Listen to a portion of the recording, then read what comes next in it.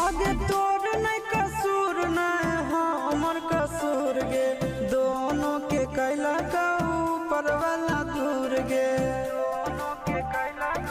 ये सोना आगे तोर नहीं कसूर नहीं हमर कसूर गे दोनों के कैला का ऊपर वाला दूर गे आगे आशीषा के छोड़ा के तो मिलबे चिंटू या न जान से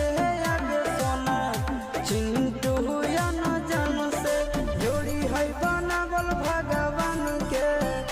दोस्त नहीं इंसान के आगे सोना दोस्त